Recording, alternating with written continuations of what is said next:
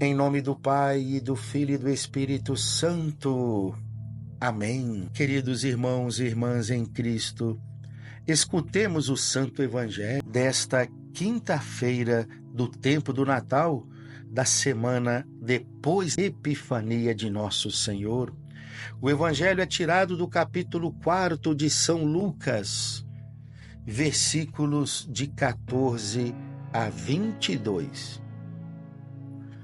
Naquele tempo, Jesus voltou para a Galiléia com a força do Espírito, e sua fama espalhou-se por toda a redondeza. Ele ensinava nas suas sinagogas, e todos o elogiavam. E veio à cidade de Nazaré, onde se tinha criado, conforme o seu costume. Entrou na sinagoga no sábado e levantou-se para fazer a leitura. Deram-lhe o livro do profeta Isaías. Abrindo o livro, Jesus achou a passagem em que está escrito: O Espírito do Senhor está sobre mim, porque Ele me consagrou com a unção para anunciar a boa nova aos pobres. Enviou-me para proclamar a libertação aos cativos e aos cegos a recuperação da vista, para libertar os oprimidos e para proclamar um ano da graça do Senhor. Depois fechou o livro, entregou-o ao ajudante e sentou-se. Todos os que estavam na sinagoga tinham os olhos fixos nele. Então começou a dizer-lhes: Hoje se cumpriu esta passagem da Escritura que acabastes de ouvir. Todos davam testemunho a seu respeito, admirados com as palavras cheias de encanto que saíam da sua boca. Palavra da salvação. Glória a vós, Senhor. Hoje se cumpriu esta passagem da Escritura que acabastes de ouvir. Queridos irmãos e irmãs, ao longo dos séculos, o povo escolhido do Senhor aguardava pelo Messias prometido aos pais. Não apenas uma simples espera no tempo, mas a atenta expectativa de Israel, alimentada pelos sonhos dos patriarcas e pelos oráculos dos profetas. As Escrituras estavam cheias destas profecias que prometiam a chegada do Salvador.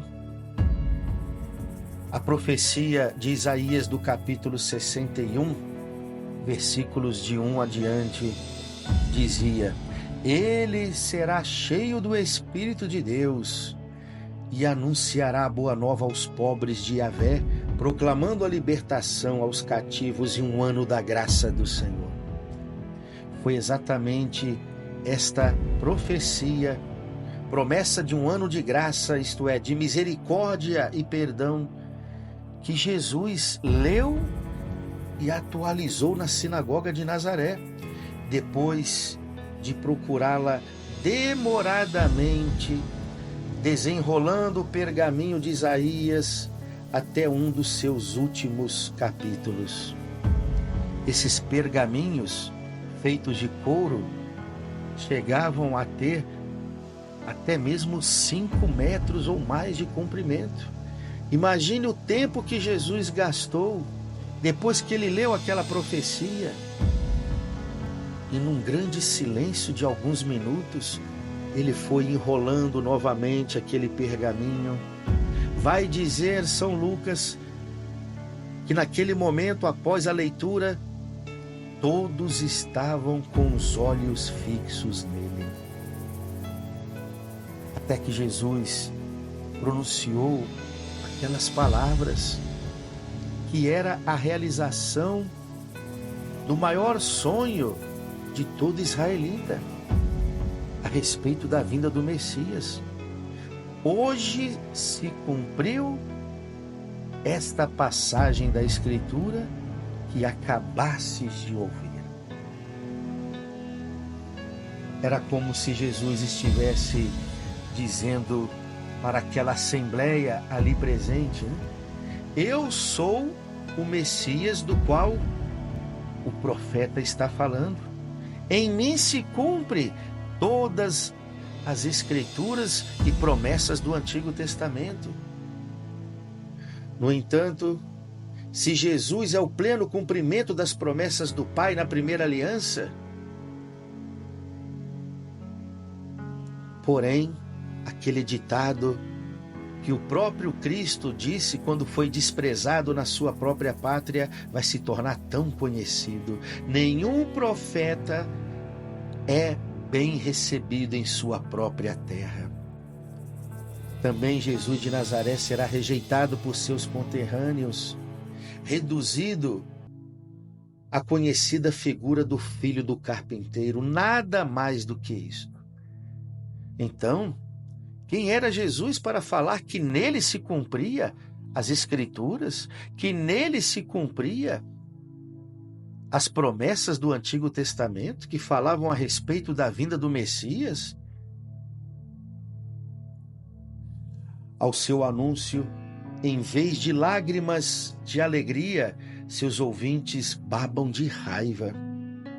A revelação da misericórdia de Deus é traduzida como blasfêmia. A boa nova de salvação é recusada pelos homens, prenúncio da extrema rejeição do Calvário que Jesus iria sofrer. Ainda hoje, queridos irmãos e irmãs, o Cristo é rejeitado por muitos em nossa volta. E a melhor maneira de consolarmos o coração de Jesus é reconhecê-lo verdadeiramente pela nossa fé como o Messias anunciado, prometido pelos profetas. A melhor maneira de consolar o coração de Jesus é nós o acolhermos verdadeiramente em nossos corações. É deixar o Cristo ser mesmo o Salvador em nossas vidas. É mostrar para o mundo, é mostrar para todos aqueles em nossa volta o quanto o Cristo está transformando a nossa vida, o quanto o Cristo está nos fazendo criaturas novas. A maior força do nosso testemunho, com certeza, nem são as palavras a respeito de Jesus, nem é uma profissão de fé feita apenas da boca para fora, mas é mostrarmos para os outros o quanto o Cristo está sendo boa nova de salvação para nós. Pensemos nisso. Ou vamos continuar recusando a Jesus, não o aceitando como nosso Salvador, como muitos ainda fazem. Louvado seja o nosso Senhor Jesus Cristo, para sempre seja louvado. O Senhor esteja convosco, Ele está no meio de nós. Abençoe-vos o Deus Todo-Poderoso, o Pai e o Filho e o Espírito Santo. Amém. Um ótimo dia para você e a sua família, no amor e na misericórdia de nosso Senhor Jesus Cristo.